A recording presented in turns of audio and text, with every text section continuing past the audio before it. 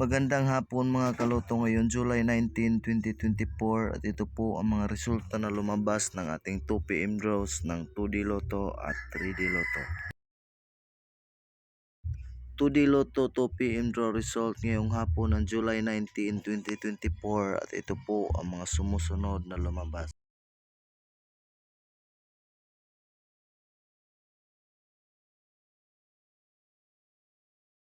Three D Lotto 2pm draw result ngayong hapon ng July 19, 2024 at ito po ang mga sumusunod na lumabas.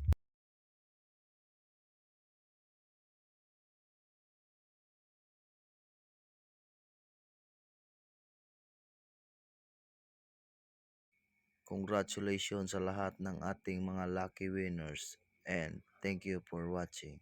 I love you all.